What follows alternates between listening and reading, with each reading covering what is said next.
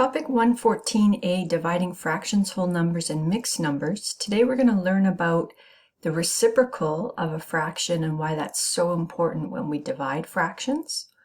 Because really we're going to learn that dividing fractions doesn't actually exist. We're going to be using multiplication. So let's think about a problem where we see 1/3 divided by 1/6. What you're going to notice with a lot of fraction division is the answer is actually going to be larger than the fractions themselves, which is a bit weird at first because when we think of whole numbers division, we always start with a large number, let's say 20, and divide by a smaller number, let's say 4, and then we get an equally small number as an answer, equals 5. But when we have 1/3 divided by 1/6, our answer is 2.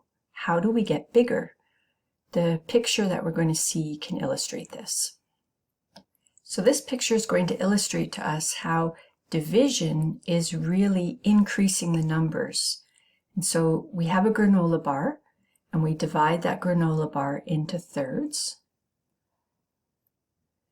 So we have 1/3. And then you divide the granola bar again by 1/6. So you divide by 1/6. Cutting the pieces that you have, making 6 pieces. So if we have that, how many pieces are in 1/3? Yeah, there's 2 pieces. So 1/3 divided by 1/6 is equal to 2. And the reason for this, if we look at how many pieces we have, 1, 2, 3, 4, 5, 6, we have 6 over the initial 3 that we divided. 6 divided by 3 is 2. And the way we're going to do this is actually to change to multiplication and to flip our fraction, our second fraction. And then when we do that, that's how we're going to be able to answer division of fraction problems. So with division, it's really important for us to understand the word reciprocal. So we're going to be doing a lot of reciprocals or flipping. So reciprocals are the inverse. We've seen this word before. Inverse is the opposite. So the reciprocal of 3/5, we flip it, is 5/3. So let's look at some examples here. First one is 6. What's the reciprocal of 6? Well, you might say to me, well, that's not a fraction. How can I flip it? Any whole number can be made into a fraction by placing it over 1. And once you have that, then you can find the reciprocal. You can flip and get 1/6. For B, you have 8 over 3 or 8/3. So let's find the reciprocal. Let's flip it. We get 3/8. But for C, we can't flip a mixed number. So what we have to do is change this to an improper fraction first. 6 times 1 is 6 plus 5 is 11. So we'll get 11/6. And now we can flip it. We can find the reciprocal. So we're going to have 6 over 11. So when we're dividing fractions, there's really no such thing as division. What we need to do is keep our first fraction. We're going to change to multiplication, and we're going to flip our second fraction. So 3/4, that stays the same always, your first fraction. We change division to multiplication, and we flip 4/5 to become 5 over 4. Now don't be fooled by the fact that now the denominators are the same. Remember your multiplication rules. You simply multiply numerators, 15, and multiply denominators, 16, and make sure your answer is in lowest terms. For example 2, when you're dividing mixed numbers or whole numbers, you need to change them into a fraction form that makes sense. So remember our 6, we place that over 1. Okay? Now we can deal with it as a fraction, we can flip it. So we're going to keep our first fraction, change to multiplication, and then flip. So 3/4 stays, change to multiplication, and 6 becomes 1/6. Now remember, from multiplication, you can look for cross reducing. I encourage that, so we can divide here by 3 on both sides. So that's going to reduce down to 1 and reduce down to 2. It's not a must. Remember, you can leave it for the end, multiply and then reduce. It's your choice. 1 times 1 is 1, and 4 times 2 is 8. So my final answer here is 1/8. For example 3, we have a mixed number, so that needs to change to an improper fraction first.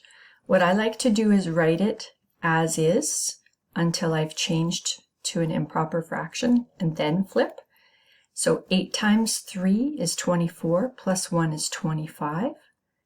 This way I'm not going to make mistakes trying to change to improper and flipping at the same time. It's not really a great idea to do that, I think. So I've got it set up now as division. So now I'm going to keep my first fraction, change to multiplication, and now flip to the reciprocal, 8 over 25, and I can look to cross reduce here. 5 divide by 5, 25 divide by 5.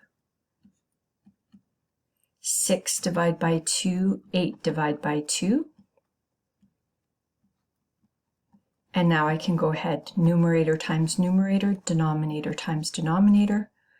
4 over 15 is in lowest terms.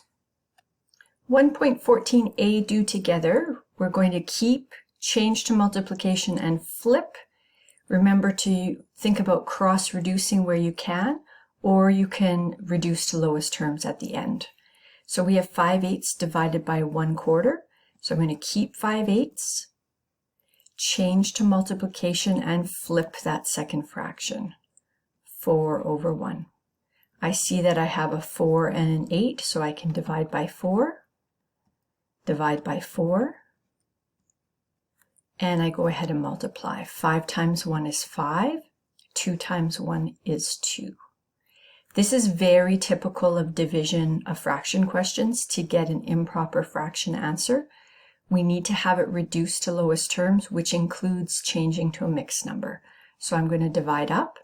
2 goes into 5 twice, with 1 left over. So my final answer is 2.5. For number 2, I'm going to keep my first fraction, 6 over 2, change to multiplication, flip, 4/8 becomes 8/4, and look to cross reduce. 2 and 8 are both divisible by 2. 6 and 4 are also divisible by 2.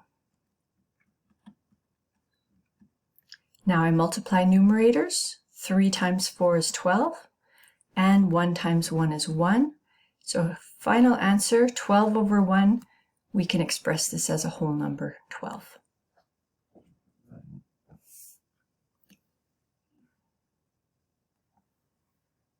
Let's do number 2 again. I just made a boo-boo. 6 over 2 times 8 over 4. Did you see where I made my mistake? Yikes. 2 divided by 2, 8 divided by 2, 4 divided by 2 is 2, not 1, goodness. 6 divided by 2 is 3. 3 times 4 is 12, and 1 times 2 is 2, my bad. 12 divided by 2 is 6. All right, phew. Number 3, we're going to change to an improper fraction. 2 times 2 is 4, plus 1 is 5. So now our first fraction is improper. We're going to change division to multiplication and flip our second fraction. I've got 2 over 1. I can see across 2 and 2, so I'm going to divide by 2, divide by 2, and multiply. 5 times 1 is 5, 1 times 1 is 1. My final answer is 5.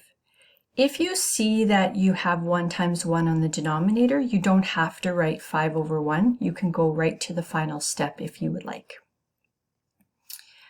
And the last one, number 4, we have 5 whole numbers, so we're going to place that over 1, change division to multiplication, and flip to the reciprocal. 4 over 1. equals 5 times 4 is 20. 1 times 1 is 1. Like I said before, you don't have to show that step if you don't want to, because we should express it as a whole number, 20. I think I'll do a couple more questions from the exercise with you if you'd like. Number 11, we have two mixed numbers, so we're going to change both of these to improper fractions first. 4 times 6 is 24, plus 1 is 25 fourths. Notice that I'm keeping the division symbol here. 2 times 2 is 4, plus 1 is 5. So I'm setting it up first before I start flipping. Keep my first fraction, change to multiplication and flip. I can do some cross-reducing here. 5 divided by 5 is 1. 25 divided by 5 is 5. 2 divided by 2 is 1. And 4 divided by 2 is 2. I'm going to multiply numerators. 5 times 1 is 5. 2 times 1 is 2. And now I need to change it back to a mixed number. 2 goes into 5 2 times with 1 left over. So my answer here for number 11 is 2.5. For number 12, we have our first proper fraction. We're going to leave that alone. And our second one is a mixed number, so let's change that and rewrite. 9/10 divided by 9 times 1 is 9 plus 1 is 10 over 9. And now we're going to keep, change, and flip. So here we have 9/10 times 9/10. Nothing to cross reduce. So we're going to multiply 9 times 9, which is 81, and 10 times 10, which is 100. And we're in lowest terms there.